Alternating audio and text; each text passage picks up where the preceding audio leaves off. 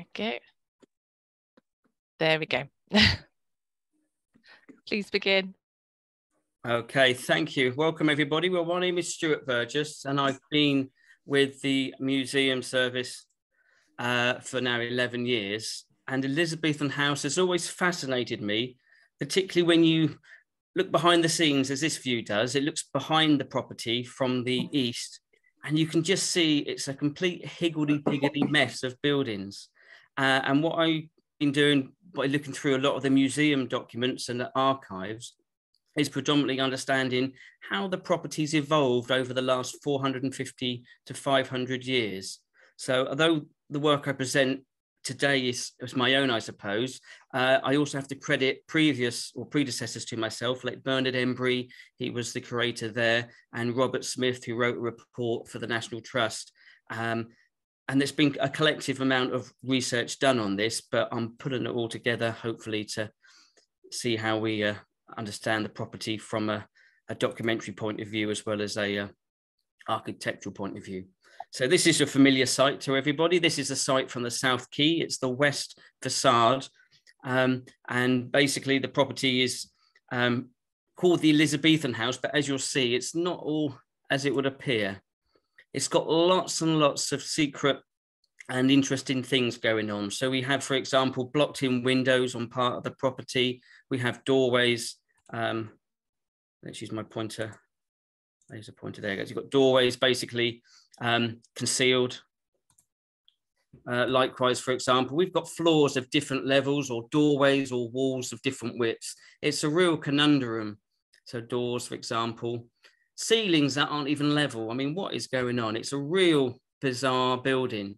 And the more you look, the more you realize that it's kind of been bodged together over the years. There's a wall plate, for example, and even a piece of medieval aumbrey or bookcase from the adjacent Greyfriars. So most of my graphics you'll see this evening are actually going to be orientated with north to the left. So I'll try and not get my compass bearings mixed up. But predominantly, I'm using a ground plan that I acquired from Purcell Tretton, who were an architect, which I've reproduced here with their consent. So the Elizabethan House is actually this third of the main property, in effect extending from this join here across to the right.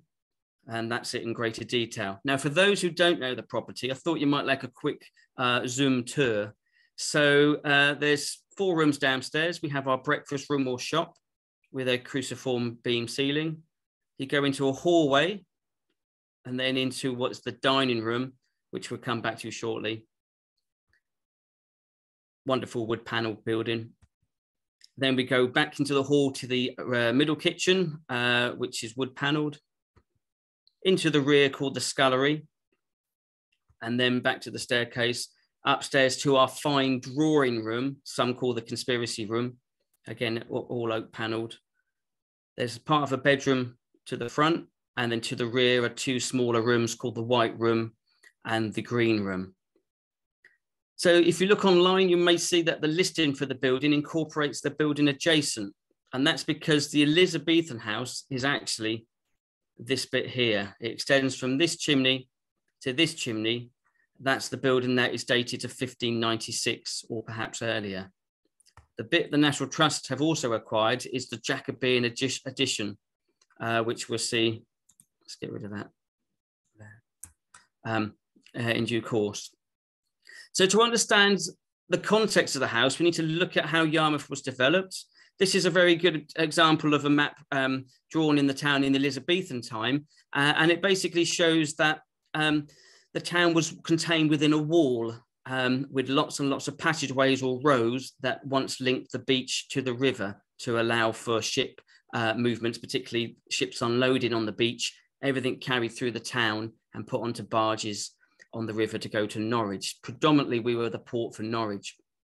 And unfortunately for the town, they spent a long time trying to raise money to build the wall and to create these extra havens or cut-ins. And this is an example of one of the havens that they tried to cut in the 16th century. Now, the map is quite useful. We can zoom in a bit and we can actually look at the same area. So here's the river. the Haven Bridge, or precursor. And it's quite interesting because we've got a few landmarks. We've got the Toll House with its external pentice, and also the Greyfriars Monastery. And the land we're looking at, fortunately, is adjacent. So you can see there was development there in the early 16th century, but it looks like warehouses rather than accommodation. And there could have equally been smokehouses there, for example.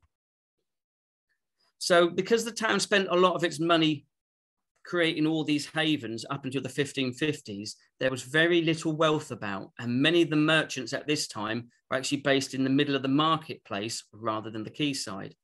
And in the last haven that was dug by the 1560s, this one was a success, and it meant that suddenly after that date, the merchants were able to allow ships to be navigated up this shorter piece of river rather than the long 7-mile river formerly that Yarmouth had.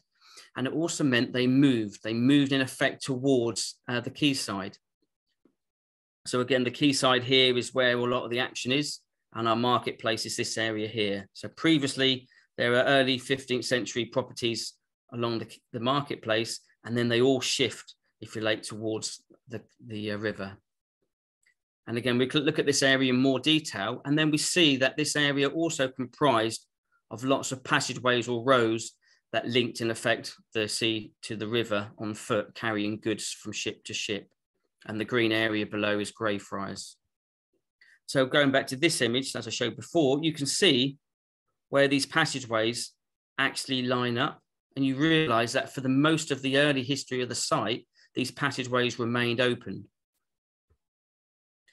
Archaeologically, we have features like buried medieval walls, which run on this alignment, and also a row that runs through the property.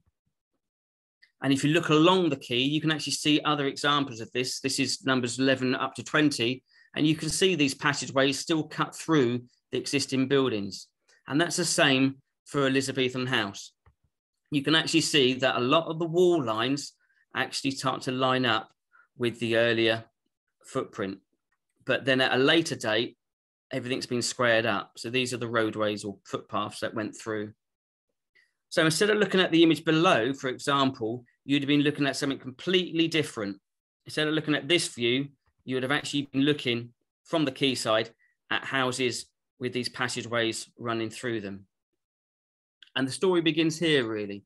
So our merchants start to move onto the quay. So we have Nicholas Fenn. Let's take that off. Nicholas Fenn builds a property, quite a nice merchant's property on the quay, but he doesn't seem to respect other rows. He seems to build, maybe demolishing what was there. And you can see his property adjacent. This is Elizabethan house to the right. But if you look here, you see these vast chimneys. So close up, these octagonal chimneys are the gables of his property. He was a merchant. He was also a bailiff of the town. And his house was pretty fine as well, with these wonderful plastered ceilings with jelly mouldings and a beam that's also plastered. It's really quite ornate. It still survives today. He also has mullioned windows and pretty much a nice property. So he has his main apartments to the front, and then to the east, he has his kitchens. The other property to take an interest in then is Thomas Cooper's. There's a property to the rear of Elizabethan house, which seems to predate Elizabethan house. And this is where Thomas Cooper lived. He came from farming stock, it would appear, but his property was quite lavish. Not sure this is the original roof. However, internally, it's quite smart. We have paneling, which may be later, but again, a wonderful Elizabethan window. And what's beautiful about it is this king post is actually in the shape of a herring. It's actually on the side view, a fish, suggesting the link between the merchant and his business. He again would have had these large windows facing into a courtyard. There's two, for example, here. And he basically was very successful. He married and he had a child called Benjamin. However, Benjamin became orphan to his father in 1578, and Thomas's land came into trust. And I think it went into trust for either Nicholas Fenn or Stanton, who had the adjacent property. And Cooper basically lived here with his mother. And that, as he became 18, he then becomes an apprentice, for which he has to pay £50 for the 7 years of service. And literally becoming an apprentice means working with a local merchant and learning the trades. He must have been very astute. For the time he gets to 1590, he's an established merchant in his own right, and he's also a freeman of the town, meaning he can actually cut corners on the taxes, for example.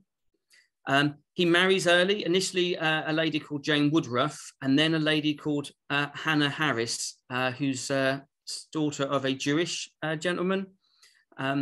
He then enters into Parliament very early on, becomes part of what's called the 48, which is part of the Aldermen and Common Council for the town, then employs several apprentices, including Thomas Manthorpe.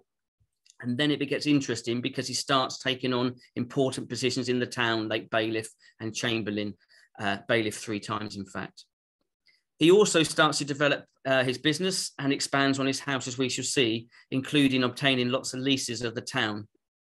So this is the wedding certificate for Anna with a capital A, but also a H has been inserted, suggesting her name is Anna and or Hannah at the same time. And then we have a picture, which is a wood carving in the property. So his leases are quite interesting. I'm not sure if you can see the top one here, but basically he's acquiring lots of other properties at the same time. Here we've got a lease of Greyfriars. We've got part of the Greyfriars again. And at the bottom, we've got something called the Mast House. This is a bit later, 1629, but it just shows he's developing and he's obviously doing very well for himself. And another example, he's owning shops, warehouses, suggesting that basically he's expanding very quickly from 1593 right to the term of the building at Elizabethan House. And then his life carries on as bailiff, but then he makes a big mistake. He actually attempts to redesign how the council was run, goes to London, appeals that he wants to reduce it from 2 bailiffs to 1 mayor. The corporation find out, and he's literally kicked off the council. And literally within 5 or 6 years, he's got nothing to do with the council, and he moves away from the town, moving to Lound. So what did Benjamin do then? Benjamin's life, 1593 onwards, he moves into his father's property, takes control of it at the age of 18, I guess. And then by the time he's established in 1593, he extends his father's property on the north side and links it to these early properties on the front. He then alters the front property, particularly he takes out an internal wall and builds a loggia, and then adds a facade of red brick to the front, creating this property here next to Fenn's house. If you look in the roof, this is how the property would have looked originally. Note this end of the property here. And by the time he finishes, he's extended to the east and put in this fireplace, which is the fireplace with a date stone of 1596. The fireplace, you note, is in the middle between the 2 walls now, so it's central. And then the loggia we'll come on to in a minute. So if you look at the main room, you'll see it's got this vast, nearly 3 metre wide fireplace with wood panelling on 4 sides. On the east side, so where my marker is now, there was actually a window in that opening, and you can see that quite clearly with the change of panelling. The deal was a different colour. And on the north face, what was formerly wood panelling, behind that appears to be a brick wall, all built at one time with dividers, timber dividers, suggesting maybe that was infill. There's no evidence of a doorway there, so it would suggest that this space was one contained room. But what's interesting, the enclosed beam that behind that is chamfered and moulded, it would appear to suggest there could have been a doorway going through to join the next property to the north. But the other thing he had in mind, he wanted to extend towards the south. And you can see the doorway now that it's wider. There's the beam here. You will see the doorway then allows access to an additional area. So the fireplace is one of the key things to look at. This 2.9 metre wide fireplace is got these fluted pilasters either side, and it's divided into 3. On one of the pilasters, we have his initials, Benjamin Cooper, and A for Anna. My daughter actually thinks CBA stands for something completely different. I can't repeat it, we've been recorded, but I'm sure you understand what it might mean. And then 1596 for the date of presumably the completion of this room. And also we have these 2 effigies, perhaps determining Benjamin and Anna, his wife, perhaps, perhaps not. So then we move on to the loggia. The loggia is an open fronted structure drawing on the Renaissance influence of Italian people. Sorry, we have what, I don't know why it's doing that for. We have 1 pillar that survives. It may have had more, but there's no evidence from Charles Palmer's date there was any more. I have put a few in there because I don't think that would stay up with 1 personally. And the loggia is now filled in at the bottom. And this gable looks to be rebuilt. There's a lot of goings on here. But the pillar itself is rather fine, all made out of wood, turned wood. And the top has this wonderful scroll with great detail. And it's abutted to a moulded beam from about the same day, late 16th, very, very early 17th century, I'd imagine. Upstairs, we go into the bedroom. This is the principal bedroom. Again, we've got another wonderful fireplace, very similar in design.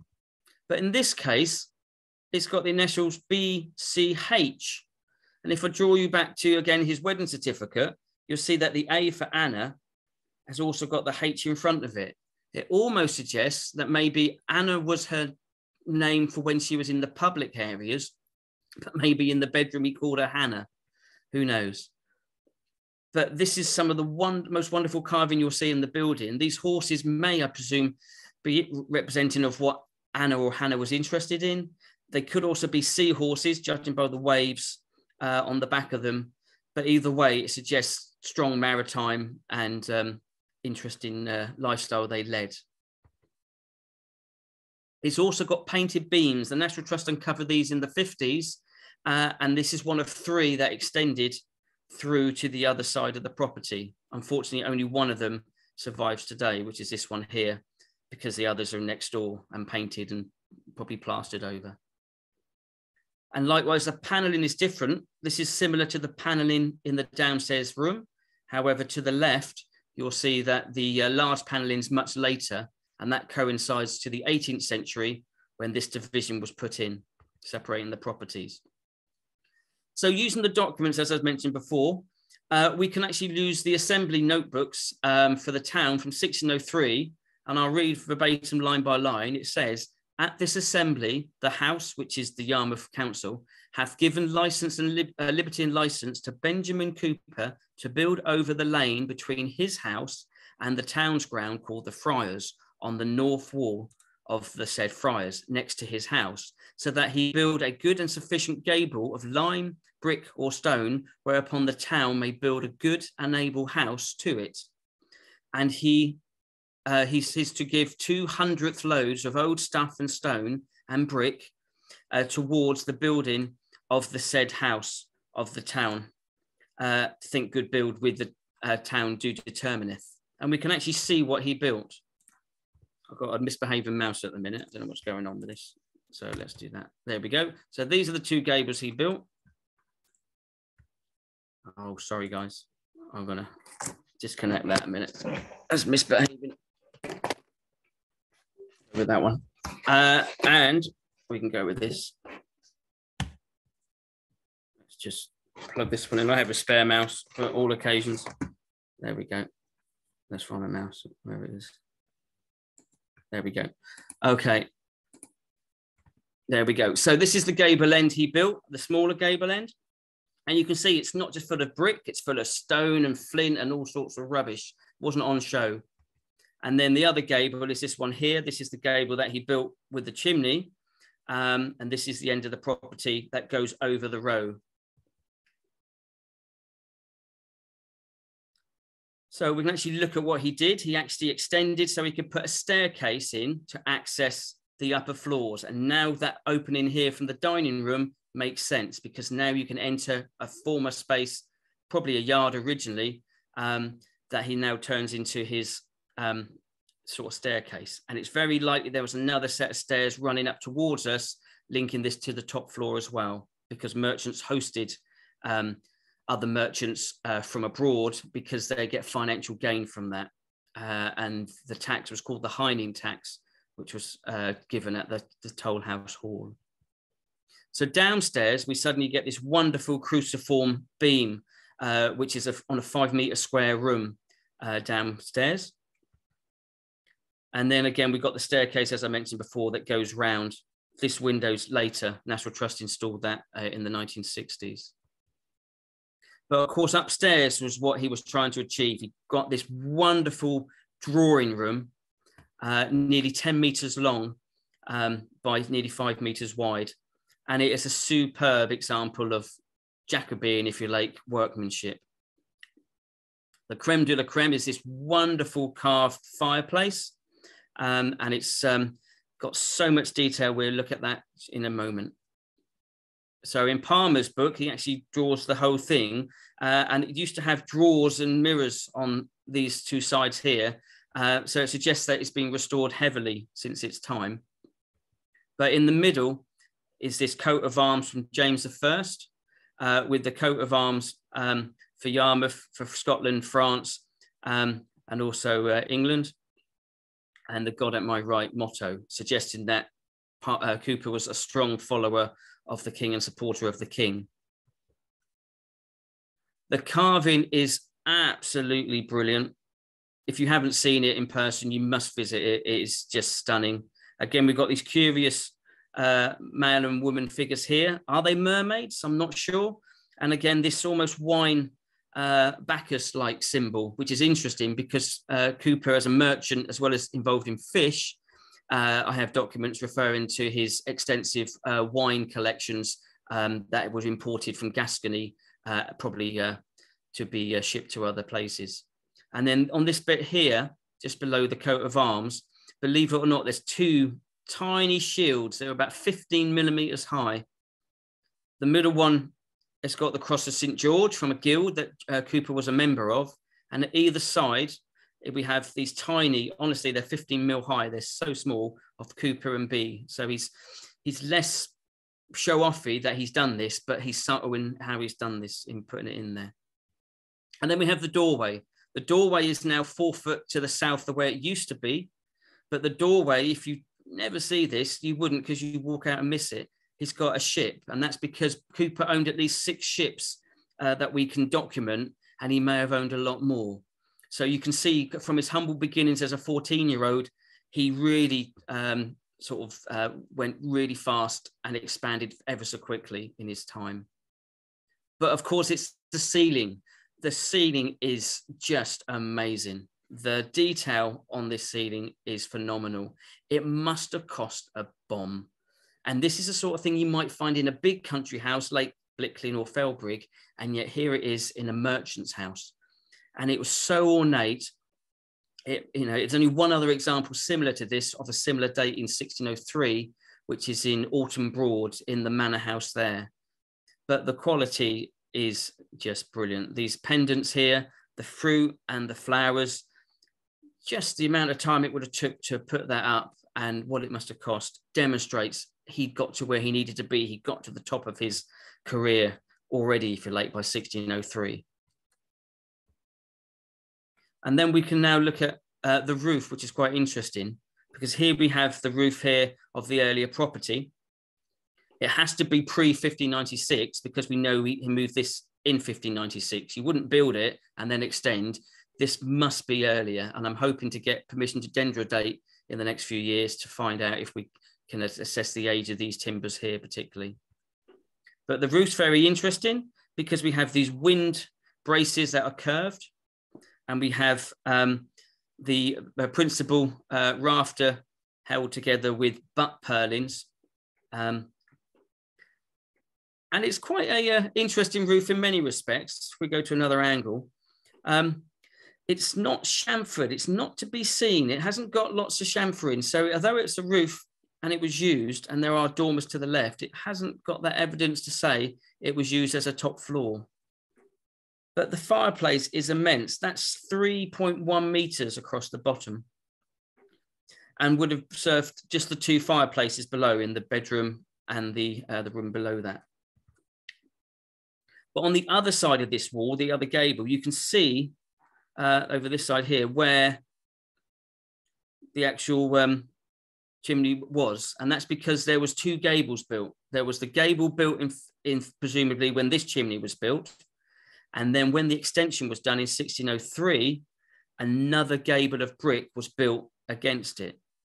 But it's quite interesting to note when you look at the brickwork that the original corbel survives in the wall here of the original gable, but when they build on the 1603 chimney, they don't bother losing the corbel. They just build straight off it, so you can see the whole bricks extending to create the illusion that this was formerly an outside chimney, when in fact it never was. That's the outside chimney here, which is the one behind, and the one here, which is this one here, was built inside to form the fireplace of the drawing room. Again, it's a couple more pictures just showing. We're going to just go around to the right to look at the room. And what's most interesting is we've got a very curious survival from the superstitious Elizabethans.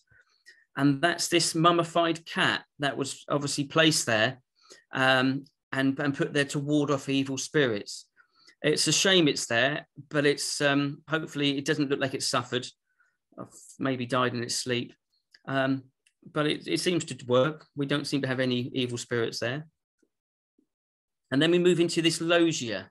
The loggia seems to date from 1596. There is some suggestion it may be later, but you can see this knee brace that's put in to take this problem with the wall moving out, because these are brick walls on top of timber walls. So naturally the wall is spreading because of the weight of the roof. And you can see here there was an earlier doorway. So that would also suggest that perhaps this part of the property was much earlier, because this is obviously slightly later. So we've got these wonderful beams that can be dendrodated with a piece of luck. This one here, which will give us a good date, hopefully. There's a doorway there blocked in. And then as you look out from the loggia, you've got a fairly interesting ceiling with a replacement window, but this doorway seems to be a deliberate doorway because it's got hinges on as if it would have been used as a separate space, but for what purpose, I do not know. And then we move into the 1603 roof space, and you can see it's completely different. So in the space of 10 years, if that's the difference in dates, you can see we've got a completely different style of roof. When you look closely, you can see that these are chamfered, the main beams are chamfered, but it had a fireplace at both ends, and this one was much, much larger. Not a very good photograph, I'll skip that one, but there's a fireplace looking the other way. And it's interesting to note that there were dormers in this building as well as wind braces, to suggest that it was built on the end of a run, so they needed the wind braces for strength. But it's curious to note it also contains reused timbers. National Trust have said in their film there that there are reused ship's timbers, but it doesn't appear to be the case. The only reused timber is this door surround, which is upside down. That would have been the top of the door, suggesting that has been reused, maybe as one needed replacing. But it's chamfered here, and then it's square edged and chamfered along the top, suggesting these spaces were used. You can't quite see it there. The pictures don't show it up, but there's chamfering on both beams there. And again, when we look at our fireplaces, it's a totally different fireplace. It's much narrower. And it would have been with a fireplace perhaps downstairs too in the hallway in this space here. So the other thing Cooper does, he extends to the rear where these existing properties were. So if I just pop back a slide, you can see they were standalone buildings. And then he basically extends by knocking out a wall here and then creating what is now the kitchen, but may not have been the kitchen originally. I don't necessarily think this could have been a kitchen, bearing in mind he had other premises here he could have had as kitchens as well. So the beam's very interesting. It's encased beam now, but as I showed before, we have this diagonal ceiling. But you can very clearly see the line of where the wall used to be. And he's obviously put this beam in to take the weight of the roof above. And the reason for the diagonal ceiling is to allow for these large, elegant windows to be installed. They would look completely wrong if they were a foot lower. So I think that's the reason why he's done that. And again, you've got the windows here of the bit that Cooper built. This bit in white we'll talk about later. So that's the corner there where the change in the brickwork is from, if you like, brickwork to painted. And the windows are mullion windows again, but these are smaller for some reason, but they seem to be the same date. Everything looks the same build. And I assume this to be, again, in the 1603 extension. And then the rear room, he's very clever because he puts a fireplace in the passageway between the two rooms. You can see this is where the passageway used to be. And very cleverly, the chimney is built right in between the two properties. And there used to be a passageway going through. And again, inside there's an opening to show where that used to be. We've got two of them for the price of one there. And that would make sense then why these two rooms in the two back rooms are different height, because originally there were two separate houses. And this is part of the passageway that was put in to accommodate the fireplace. And again, why we've got a wall tie on an inside wall when formerly it was part of a building. So Bernard Embry, who was the curator at the museum up until about 10 years ago, he basically drew a sketch similar to this, and I sort of modified it to show how it used to look, perhaps with the quay on one side, Thomas Cooper's property here, the 1590 extension, and then the loggia. I'll just take this one out just so you can see that it would have allowed free passage through the building.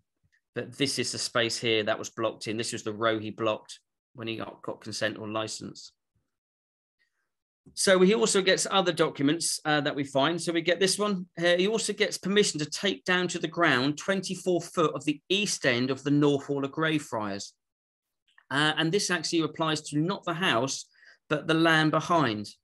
And he grabs a lease for 40 years of the Greyfriars, as I vaguely pointed out earlier, which shows that he's needing the land for more accommodation, presumably for hosting, as well as for storage of goods for waiting ships to be sent abroad to Germany, Italy, or wherever.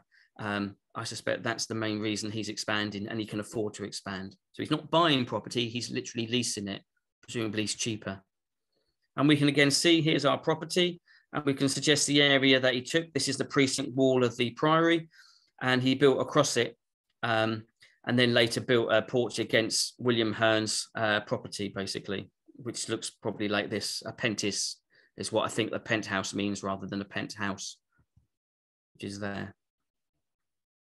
And again, warehouses, this is, again, down the road on the quay, but it shows that most of the properties along the quay were warehouses, not actual houses. So I'll just skip that. And you can see in the later structures, this is probably where he had his other property, which we'll come on into a minute. But when you look up the row, this is a view from the 1890s. You can see this is the edge of Elizabethan house with our kitchen and scullery here. And then we've got something going over the row, which must relate to what Cooper built. And this is the modern view today, how different it looks. Very similar, of course, with the windows, but we've lost all that building to the right, which we'll talk about later. But it's interesting to note, of course, it was all rendered with the appearance of ashlar concealing all the different brickworks inside. So just to recap on this part of the talk, we just can show you very briefly how the property developed. So we have Stanton build to the north, Thomas at the far east, and then Benjamin Cooper refaces the property and then extends, if you like, over the row. That's kind of how the property develops. His son, Benjamin, marries Judith Stanton, and she is the daughter of the next door neighbor. And he dies 1613, and then in 1617, Benjamin inherits all this. So in effect, the whole property becomes possession of the Coopers. And and the house adjacent is called a Capital Messurage, east of the harbour, west of Middlegate, with a key place to land, bath house and garden. But the key thing is, it had 2 fish houses. So this premises here had 2 fish houses, and it's quite curious to note that at a later date, ours is recorded that as well. So the story then proceeds that Cooper eventually sells the property. 1624 is conveyed to William Hearn and Christopher Mutton. And our mansion, the whole thing, goes to the Carter family, along with Thomas Manthorpe. Now, Thomas Manthorpe, you may remember, was one of Cooper's apprentices. So it's quite interesting that he comes also to acquire the property. And Thomas had a similar upbringing to Benjamin in the fact that he also lost his father at a young age. And Thomas went to live with John Carter's father, and the 2 boys grew up together. And in fact, Thomas Manthorpe ended up marrying John Carter, his sister Mary. Now, Carter's quite interesting. He becomes quite well-to-do in the town, leader of the Presbyterians. And as a grocer and merchant, he becomes extremely wealthy. His father was a draper, but there's no evidence that he took on that role. A draper sorts out wool and looks at how fine it is and the quality. Quite an important job in view of the worsted cloth industry. Doesn't do a lot to the property that I can find, but he is admitted to the Guild of Merchant Adventurers, and obviously becomes part of the town's militia, being the chief commander. But these 2 curious coats of arms appear, and they may relate to this date. There's one, and there's another one here. Again, you can see the supporters, but because they're presumably supporting the king, I don't think so. And it may be that Palmer brought these in to add to the history of the property. But obviously everyone calls this room the conspiracy room, because in the 1640s, it was alleged that meetings occurred at Elizabethan House in relation to the conspiracy. It's a nice story. I definitely think it had links with the early part of the conspiracies against Charles I to overthrow him and bring in Cromwell and the parliamentarians. But in the lead up to Charles's death, Charles had already been captured and was down at Carisbrooke Castle on the Isle of Wight when the final documentation, I'll come back to that, this documentation was drawn up, which is basically the death warrant. And it was signed by the 55 individuals, these ones here, including Miles Corbett, as he was MP in Yarmouth. But there's no mention of Carter. Carter had nothing to do with it.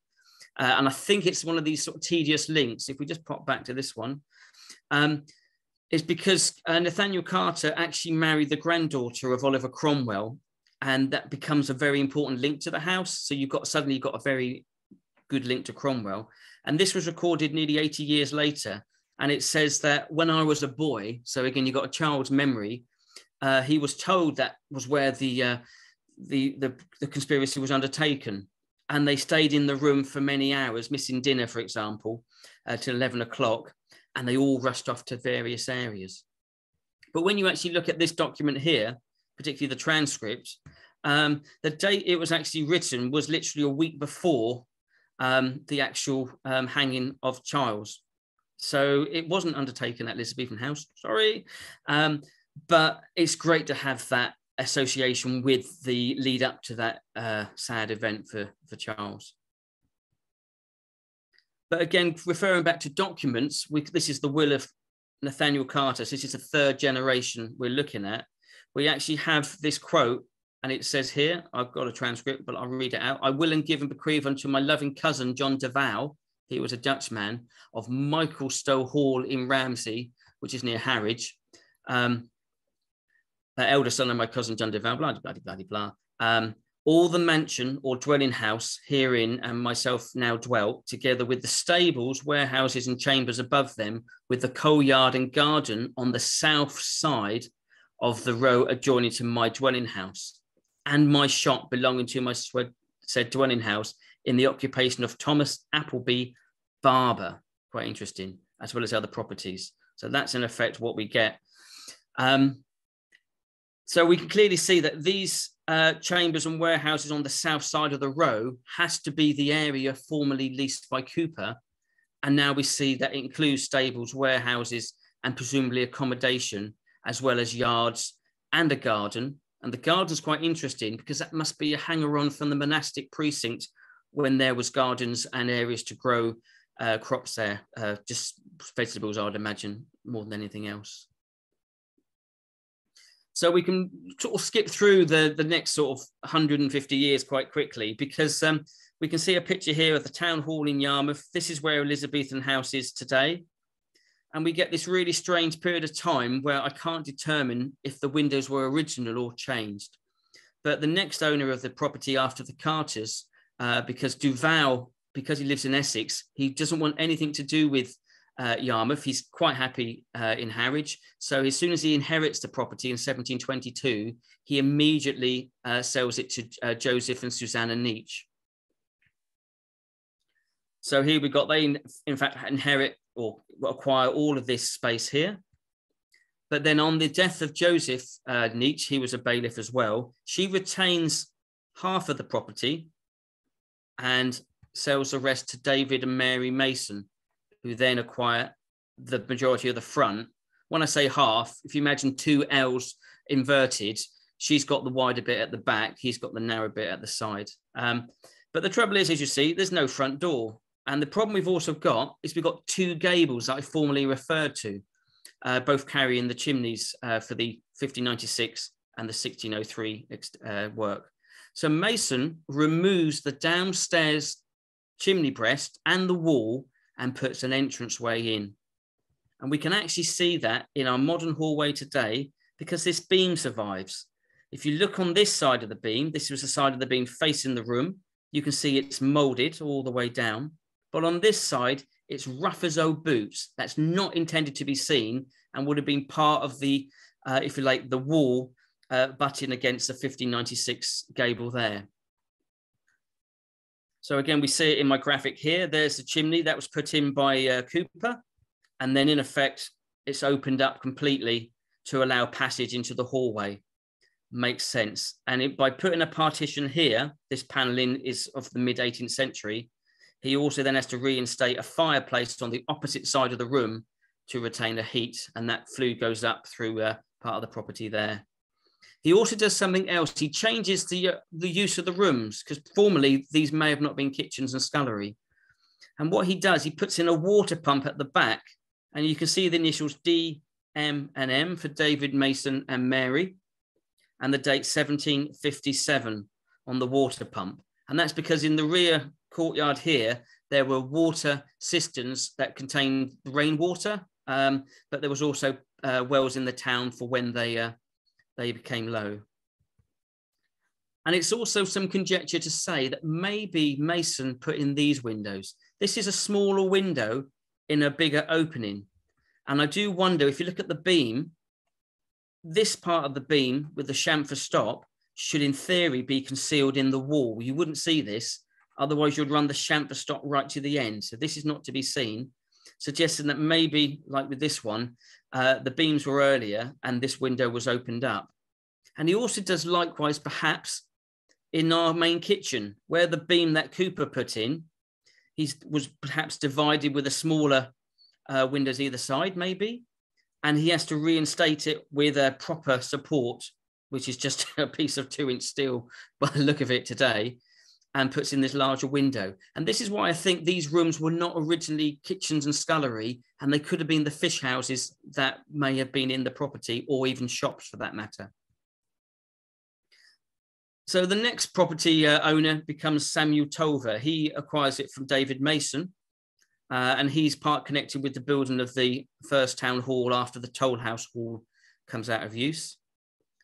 Tolver was a chamberlain early on and put on this lovely statue on the outside of the toll house. Here we have S. Tolver, Chamberlain, and 1781 in date. And the following owner becomes William Taylor, and he actually acquires both properties. You see, he owns number 3 from the Nietzsches originally, and then shortly later acquires number 4. And this is where we get some really interesting things. So in the copy of the deeds we have, I'll get this one up, it's easier to read.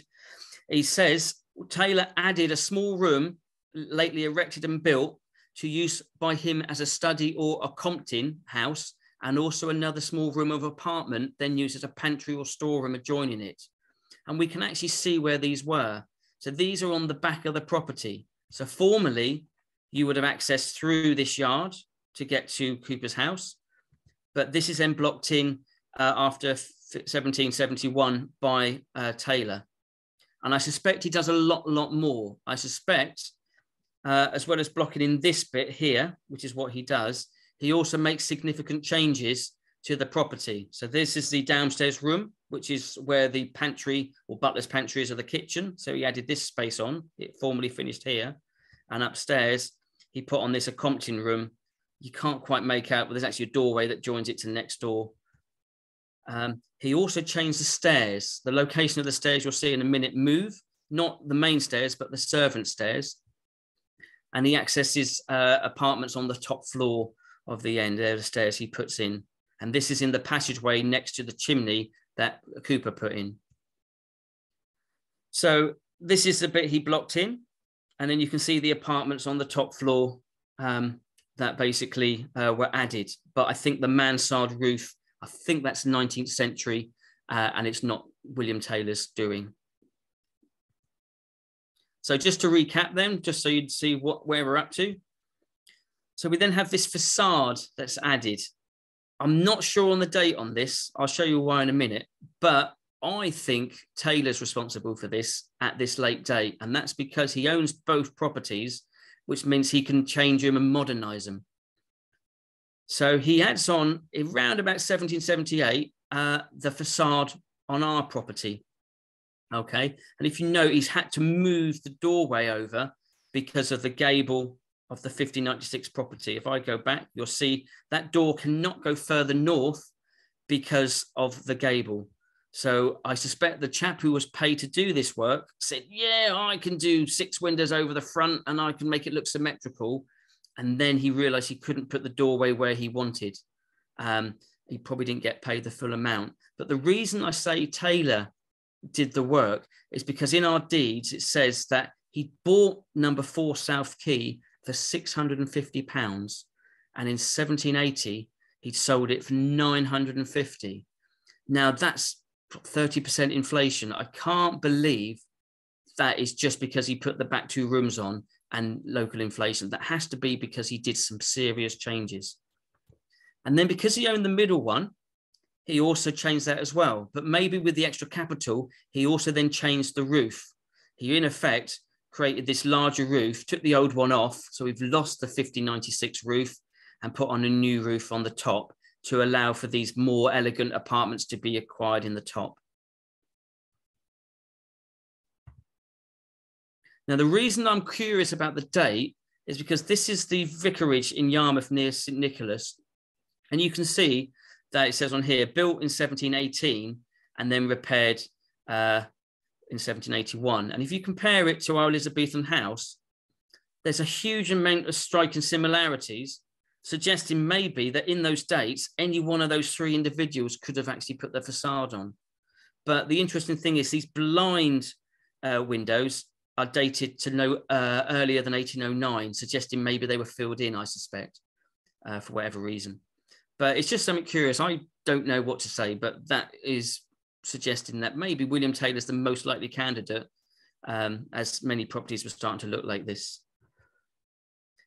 Okay, and then we move on to sort of the last phase of the property, really, which is where we get Charles John Palmer. And he's the chap who's really done masses for Elizabethan house. He restored it. He did lots of changes to put back what may have been taken out by Mason, by Taylor, and by other owners.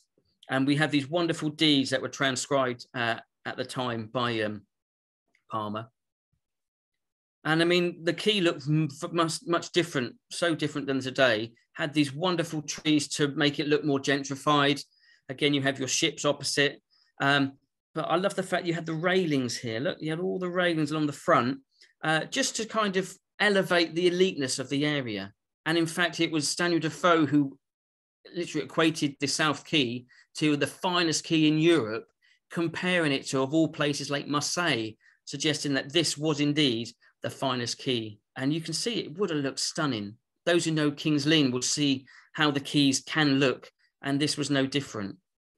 And again, our property here, now, according to the listing, have these unhorned sashes. So they obviously replaced the windows, and these blind windows, as I've said here, is 1809.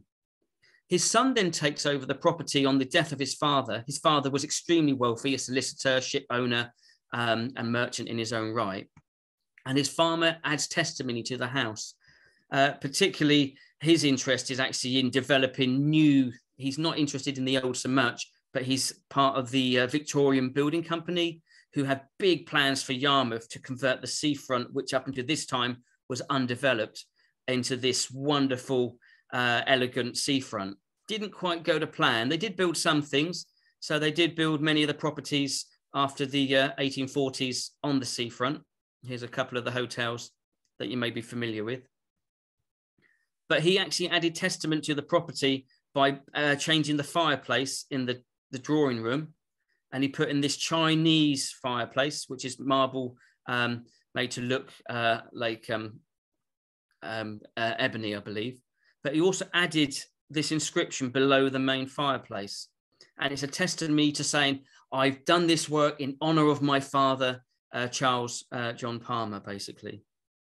And he also changes things. So we've got the beams here, which may have evidence of the Thomas Barber's shop. That could be why it's painted. But the writing on it is presumably much later, because behind the writing are diamonds. You can't see them here, but they're actually there. And he refers to his education, saying that the poor that live in needy rate, by learning do great riches gain, but the rich that live in wealthy state, by learning do their wealth maintain.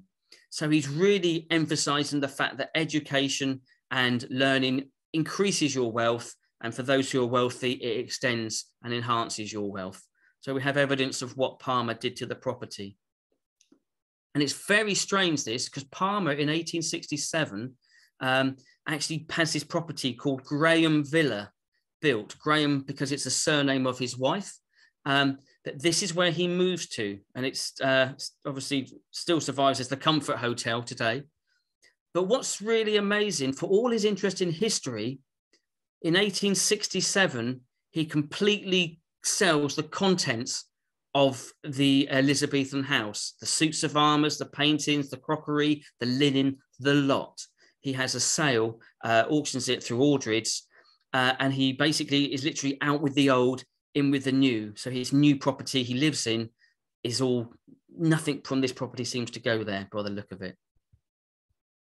And then we just move on to the very last phases. Aldridge's then acquire the property. They are auctioneers, and that you might have seen in the attic earlier, there were the posters that are still remaining. And the Aldridge was a family of 10, and Samuel Aldridge conducted his businesses in the lower room. Oh, I did put the pictures in, there we go. And you can see some of the posters that still survived. When the trust took the property over, the two daughters of him were still there, and it's one of the daughters that asked for the trust to take over the building, but not until her other daughter had passed.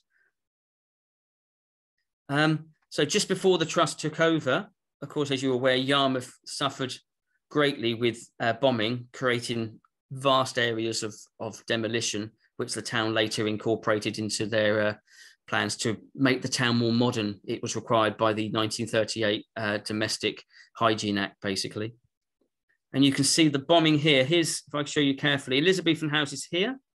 But you can see how close the property was to being demolished.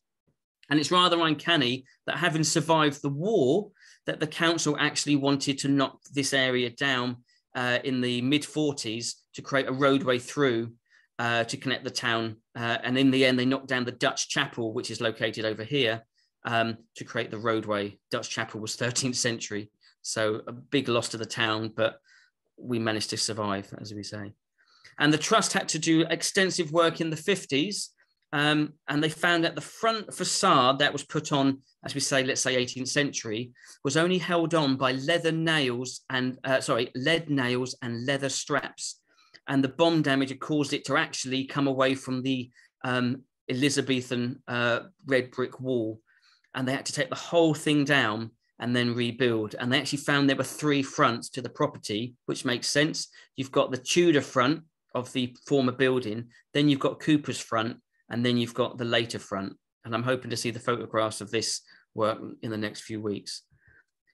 And that's it restored. So I've nearly finished. So you can see it, you know, it was all white brick, but unfortunately today with modern pollution, it's dulled down a lot to a very dark colour.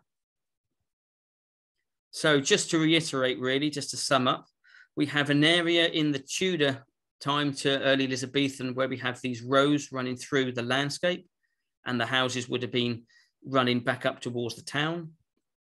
We then move on to the 1570s where Fenn builds, and then later Cooper builds adjacent. And then just looking at the bottom graphic, he then extends, as we've said, and the property eventually has these facades on that change how it's orientated. And you can see Elizabethan houses snuck in behind there. And so likewise, this is the one that I've tried to colour, I think. It tries to show the different phases from the 1570s through to the development with the loggia, hang on, conspiracy room, with the staircase that he adds on. Changing of the orientation with more staircases put in.